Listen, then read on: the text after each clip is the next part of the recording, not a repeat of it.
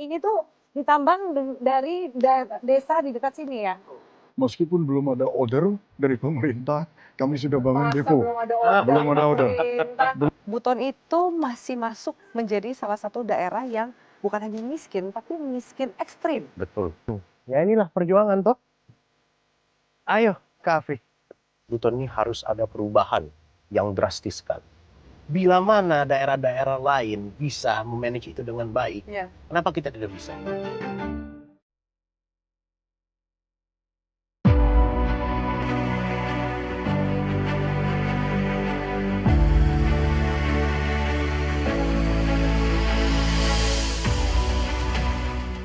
Saat ini saya sedang berada di Buton, sebuah daerah yang dikenal akan keindahan dan kekayaan lautnya, serta aspal Buton yang melegenda. Inilah panggung demokrasi mencari pemimpin.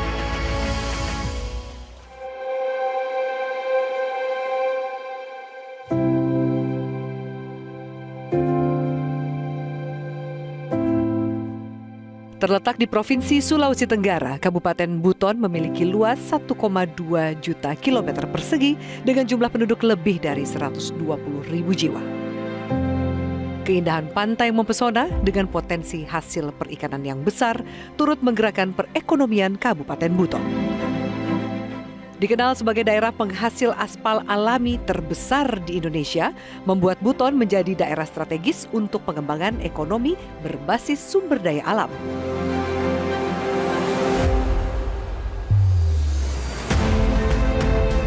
Hari ini saya berkesempatan untuk bertemu dengan putra daerah asli Buton yang juga adalah calon Bupati Buton.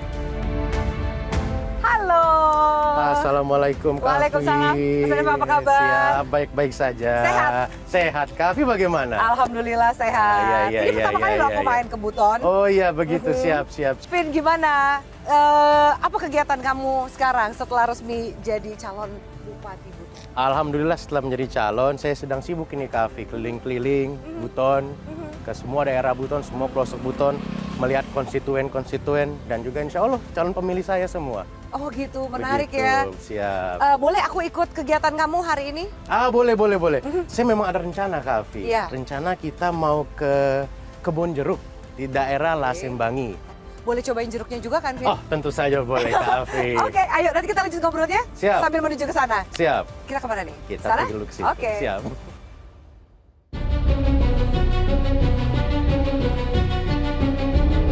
Meski usianya terbilang muda, anak pertama dari mantan Gubernur Sulawesi Tenggara Ali Mazi ini memiliki berbagai impian dan program untuk semakin memajukan Kabupaten Buton. Banyak juga yang bertanya, Mas Afif ini usianya masih sangat muda, tapi kok memberanikan diri untuk maju menjadi calon Bupati Buton?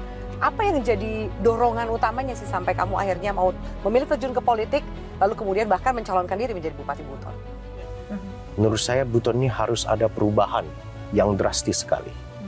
Dan saya juga berpikir bahwa saatnya pemuda yang menakbodai Buton ini sudah lama sekali kita dinakbodai oleh senior-senior. Menurut saya ini masih muda, masih semangat. Banyak yang bisa saya tawarkan di meja ini.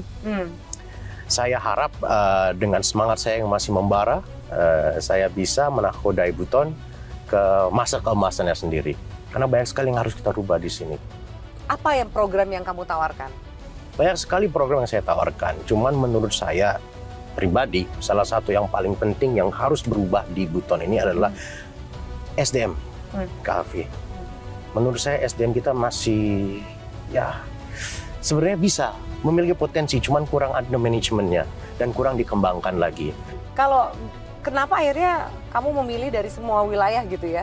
Kenapa akhirnya Buton? Kenapa panggilan hati kamu nih jadinya memilih untuk membangun kota Buton? Karena ini kampung saya, Kak Afif.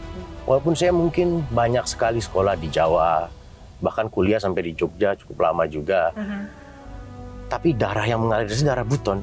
Bapak saya, Pak Haji Ali Mazi, sarjana hukum, sudah 2 kali menjadi gubernur di Sulawesi Tenggara. Tetapi kampungnya beliau juga tetap di Buton. Beliau warga asli Kambulamana Pasar Wajo.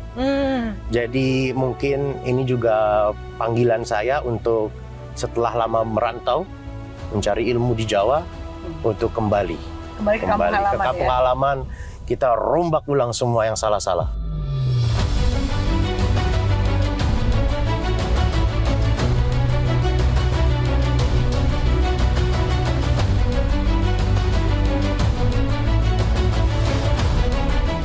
Apa yang kurang dari Buton, Kak Afi? Sumber daya alam banyak, Iya. ikan bagus, aspal ada, kebun bagus semua. Nanti kita ke kebun jeruk nanti lihat, subur sekali. Ya. Bila mana daerah-daerah lain bisa memanage itu dengan baik, kenapa kita tidak bisa? Dan saya jamin sekali, Buton itu tidak kalah, tidak kalah dari daerah lain. Tapi harus ada yang memanage dengan betul, harus ada yang menakodai dengan betul. Baik, kita lanjut lihat perjalanan menuju ke kebun jeruk. Siap. Dan mendengar aspirasi dari Betul. para petani jeruk di sana. Ini banyak sekali nih, Kak Afi.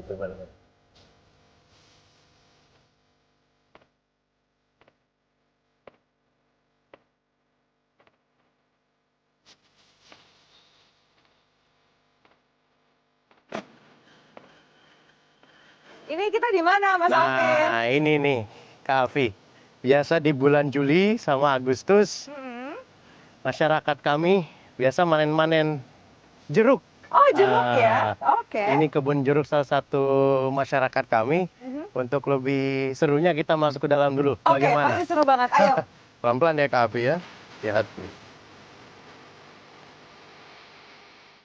Hati-hati loh, Vin. Aman. Ya inilah perjuangan toh. Ayo, Kak Afi. Waduh.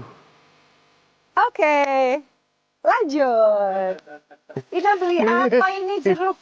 Iya, jeruk di situ banyak. Saya salaman dulu sama Ina ya. Ini kan calon bupati saya kan. Halo Ina. Iya nih Ana. Mau kemana? Hai, siapa ini namanya? Biasa beli di sini ya Ibu ya? Iya. Ina makasih ya. Terima kasih Ina. Dadah. Sebentar lagi nih Kak Afi. Di dalam situ sudah kelihatan itu.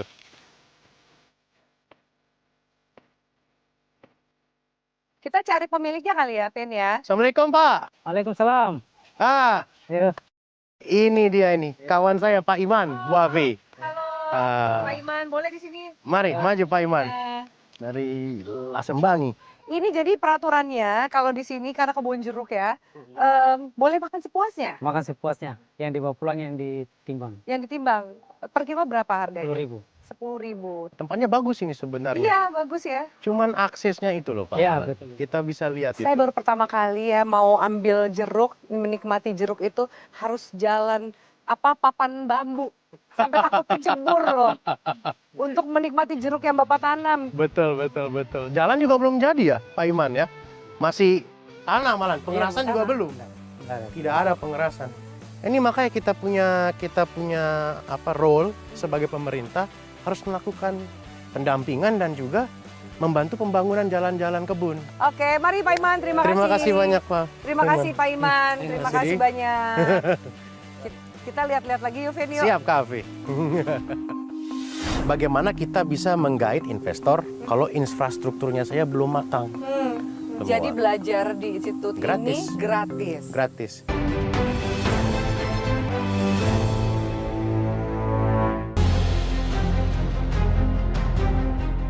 Kabupaten Buton, Sulawesi Tenggara merupakan daerah pesisir dengan potensi perikanan besar untuk menopang perekonomian.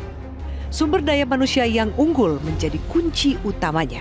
Melihat hal tersebut, Alvin Aka Wijaya Putra memiliki kerja nyata dengan membangun Institut Teknologi Kelautan Buton untuk mencetak anak-anak muda Buton agar cakap dan mumpuni mengolah hasil perikanan.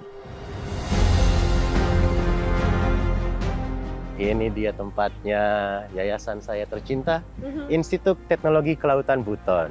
Kenapa waktu itu terfikir untuk membangun sebuah institut kelautan di Buton? Seperti yang saya jelaskan tadi Kak Afi, bahwa di Buton ini yang sangat melimpah, selain aspalnya tentunya, adalah sumber daya kelautannya. Ikan, rumput laut, semua banyak sekali di sini. Lobster, paname, semua ada semua.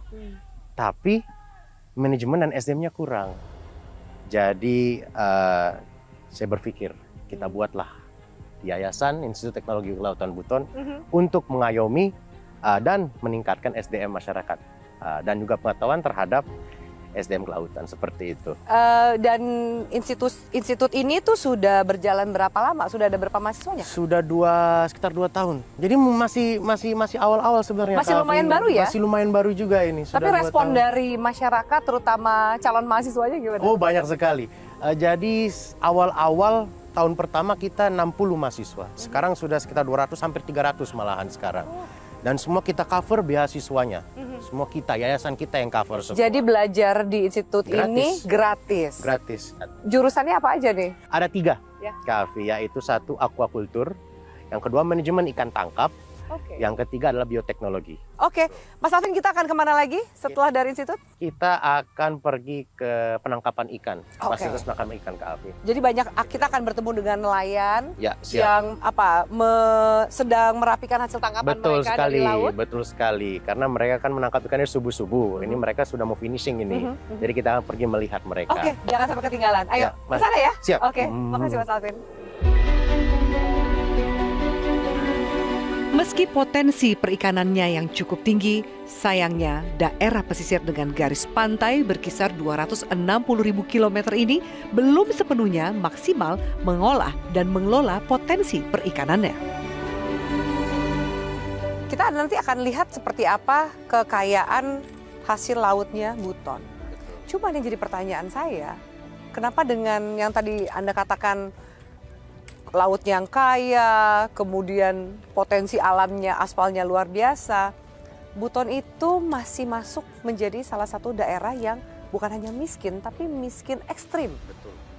Dari kacamata Anda, apa sih yang membuat Buton itu tidak bergerak dari status daerah miskin ekstrim itu? Baik, walaupun kita punya sumber daya yang melimpah, cuman kan ada bagusnya jika ada yang mentor kita semua. Itulah fungsi sebagai investor menurut saya. Ada transfer of knowledge juga Transfer kan? of knowledge, Di situ betul. ke Ilmu karyawan dan pengetahuan yang masyarakat. mengalir dari orang yang sudah paham. Maka itu yang saya harapkan investor itu datang ke sini mengelola baik-baik perikanan kita, aspal kita. Cuman kalau kita ngomong Tapi potensinya kan ada, masa nggak ada investor yang masuk? betul, jadi kalau kita bicara soal ini kan kita lagi di penangkapan ikan. Kalau kita bicara tentang ikan, bagaimana kita bisa menggait investor kalau infrastrukturnya saya belum matang? Menurut saya, contoh jetty-nya mungkin kurang bagus, kurang besar, tidak ada fasilitas fish market yang bagus di sini juga, Ya. auction house juga tidak ada. Semua masih bergerak tradisional ya? Kurang Semua lebih seperti masih itu. bergerak tradisional. Dan sekarang bukan saya tradisional lagi menurut saya. Sudah harus di-upgrade ini barang. Nah, kita lihat di sini nelayan sedang mungkin sebagian beristirahat, sebagian bersiap untuk Betul. melaut lagi ya. Betul Boleh sekali. kita sapa ini, Mas Oh, Alvin? silakan. Salah Selamat satunya. sore Bapak-bapak. Pak, saya Alvin dari Metro TV. Anda. Ini salah satu nelayan. Bapak nelayan di sini? Ya, nelayan. Kalau sekali melaut gitu Pak, bisa bawa berapa banyak, berapa kilo ikan? Ya, kalau kena mujurnya ya bisa sampai 9 ton, Satu kapal ini 9 ton. ya Wah. 6 ton. Itu jenis ikannya apa aja? Ya, itu ada tongkol, ada morwaji ini layang. Ikan layang. Ya, Ikan layang. itu ada morwaji, ada tongkol, ada juga cekalang. Apa yang mau Pak Ando sampaikan ke Mas Alvin yang sedang mencalonkan diri menjadi calon Bupati Buton? Ya, kalau pribadi saya dan teman-teman juga di nelayan, kalau beliau punya gagasan seperti macam untuk mengembangkan fasilitas nelayan, maka kami juga sangat mendukung. Fasilitasnya apa aja? fasilitas- Bapak langsung bisa menyampaikan nih ke Mas, Mas Alvin nih. Artinya seperti bahwa keluhan-keluhan masyarakat yang khususnya nelayan, seperti rompong, atau macam juga nelayan-nelayan kadang ada rompong tapi tidak ada bodinya. Bodi tuna. Bodi ini kating-ting itu Kapal-kapal kecil seperti ini. Kita bilangnya bodi, Kakak. Bodi. Oke. Kita bilangnya Ini Jadi- mesti dijelasin deh Mas Betul. Alvin, biar paham Jadi kan semua. paham. artinya masyarakat juga supaya lebih kebagian lah untuk bawa bukan hanya yang lain tapi Karena pada umumnya masyarakat yang ada di pesisir pantai ini khususnya kebanyakan ya mungkin 60% nelayan. Betul. Mumpung saya lagi di sini, Pak Ando. Untuk kami siap. Saya siap nanti. Nanti kita lihat sendiri, nanti kita akan perbanyak lagi rompong, kita akan perbanyak lagi bodi tuna, bantuan bodi tuna, dan juga tentu kita akan perbaiki jeti-jeti yang sudah terkapar. Seperti itu, Pak Ando. Ya, alhamdulillah artinya Insya Allah. itu yang kita Harapkan ya, Pak. harapkan. Oke, baik. Pak Ando, terima kasih banyak. Terima kasih teman-temannya Pak Ando. Terima kasih. Ini batuan berharga kita, batuan aspal buton. Ini yang terkandung sekitar 25-30% minyak. Kuota kebutuhan aspal buton itu di Indonesia itu 1 juta ton. Meskipun belum ada order dari pemerintah, kami sudah bangun Masa depo. belum ada order belum dari ada order. pemerintah?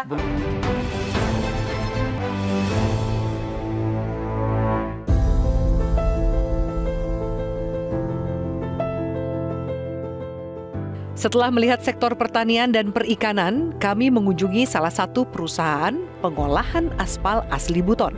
Perjalanan yang cukup panjang dan berkelok harus saya lalui untuk menuju ke tempat tujuan.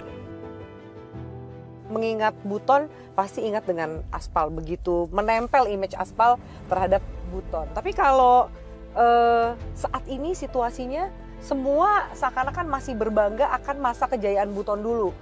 Apakah sekarang masih bisa dikatakan masa kejayaan itu ada atau sudah habis sebenarnya? Sebenarnya kalau kita bilang masa kejayaan tentu masih ada, Kakak Afi. Cuman kembali lagi, kenapa kurang aktif aspal buton ini? Kita harus lihat kemampuan produsen kita dulu. Nah, kita kalau lihat seperti yang kita ketahui bahwa kuota kebutuhan aspal buton itu di Indonesia itu 1 juta ton.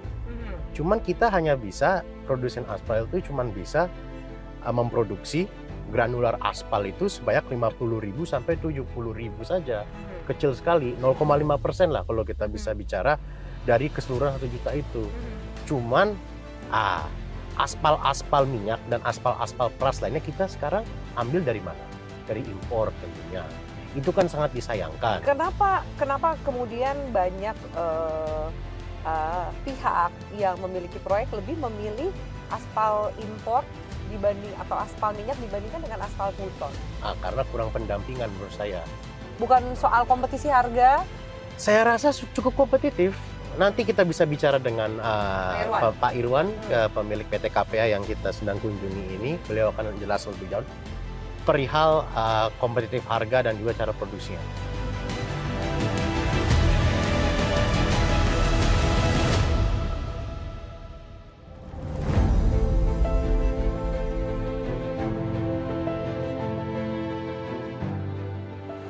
Selamat datang, Halo. Bu Afi. Selamat siang, Halo, selamat Pak. datang PT KPA. Terima kasih, Iya, senang sekali selamat bisa datang. berkunjung ke sini. Selamat datang Pak Alvin, PT KPA. Ya, ini saya perkenalkan Pak Jarod, beliau Halo, Pak Ketua Jarod. Safety kami. Yes. Ya. Halo Pak. Untuk keselamatan. Terima kasih. Oke, ini kita wajib menggunakan helm ya. Ya. Jadi ini mungkin saya bisa perlihatkan sedikit. Ini kami mulai dari bahan baku aspal. Jadi bahan baku aspal inilah yang terkenal sedunia, milik kita bersama. Nah, ini bahan tambang yang sudah ditambang dari wilayah pertambangan, kami pindahkan ke stokpal kami di pabrik. Nah, inilah aspal buton. Ini aspal buton nih Ya. Pak. Jadi Alami. ini batuan berharga kita, batuan aspal buton. Ini yang terkandung sekitar 25-30% minyak. Ini Betul. tuh ditambang dari desa di dekat sini ya? Betul. Nah, area tambang kami ini sekitar 5-6 km dari Iya. jarak pabrik ini. Nah, ini setelah ditambang dan ditransport dan setelah dikeringkan beberapa saat secara alami, nah inilah bentuk bahan baku aspal buton. Sumber daya aspal buton diperkirakan mencapai 792,5 juta ton dan cadangannya mencapai 182,65 juta ton. Aspal buton juga memiliki keistimewaan yang hanya terdapat di Buton dan ini membutuhkan alat khusus untuk mengolahnya. Kalau boleh tahu ini Oh. fungsinya apa ini alat? Ini menara distilasi. Ini menara distilasi di mana bahan baku aspal ini sebenarnya boleh dikatakan keluarga besar minyak bumi. Betul. Jadi aspal ini merupakan fraksi berat Nah, jadi fraksi ringannya mungkin sudah menguap dari ini ya, tahun geologis. Nah, sehingga saat ini yang tertinggal adalah fraksi beratnya di tambang, di dalam batuan ini. Nah, jadi di stilasi ini setelah kita pemisahan batuan dari aspal, nah, aspal dari batuan ya, nah aspal ini masih terkandung beberapa fraksi minyak. Jadi menara distilasi itu memisahkan aspal, minyak menengah dan minyak ringan. Ini setelah proses selesai kami ke pengemasan. Jadi inilah contoh kemasan yang kami gunakan. Oke. Nah, kemasan ini ada 3 lapis. Jadi setelah diisi, kami pak, kami dinginkan di kolam ini. Karena aspal pada saat dipak ini masih suhunya 120-an derajat Celcius. Oke. Nah, dan plastik ini tahan di 120-an Celcius sehingga pada saat dipak tidak lumer. Nah, inilah hasil pengemasan tadi yang aspal encer, kemudian kita masukkan sak dan kita dinginkan, ini menjadi aspal padat. Dengan adanya program pembangunan IKN ini yang akan berlangsung sampai 2045, ya kami sangat berharap bisa diberi sedikit peran untuk bisa berkontribusi, ya kan, untuk bisa digunakan aspal kami di IKN. Oleh karena itu, meskipun belum ada order dari pemerintah, kami sudah bangun depo. Belum ada order Belum ada order. pemerintah. Belum ada order untuk Katanya IKN, belum kan ada. ini justru nasionalisme gitu kan. Untuk IKN belum ada. Untuk IKN sampai saat ini belum ada. Kami masih menunggu dan kami juga sudah komunikasi erat dengan PUPR. Ya. Ya semoga dapat direncanakan dalam waktu dekat ini penggunaan aspal buton. Oke. Berarti gimana komitmen dari calon bupati untuk kemudian bisa menjawab harapan-harapan dari pengusaha aspal seperti yang disampaikan oleh Pak Irwan ini? Menurut saya Kak Afi, memang ini adalah tugas kami sebagai pemerintah Buton. Atau nanti insya Allah kalau saya jadi tentunya kita harus banyak-banyak berkomunikasi dengan pemerintah pusat, dengan PUPR pusat, kementerian, dan juga tentunya anggota DPR di situ. Untuk mengutilisasi, menggunakan aspal buton. Oke.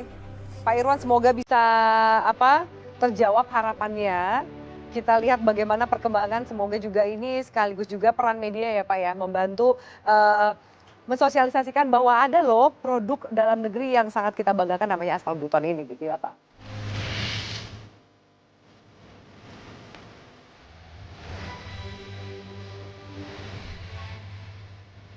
Buton memiliki potensi sumber daya alam yang sangat mapan. Hasil perikanan, perkebunan, hingga aspal menjadi modal penghasilan. Buton membutuhkan sosok pemimpin yang dapat diandalkan untuk membangun Kabupaten Buton yang semakin sejahtera. Ya, harapan kami mudah-mudahan pemerintah ke depannya ini bisa memperhatikan kami. Kedepannya aspal buton ini nggak hanya dikenal di Indonesia aja, tapi juga sampai ke kancah luar. Hari ini bukan hanya untuk saya, tapi untuk generasi yang akan datang. Dan bukan hanya harapan untuk lokal, bukan. Kita yang nasional, bahkan mungkin kita bisa melayani sampai di luar untuk produksi aspal ini.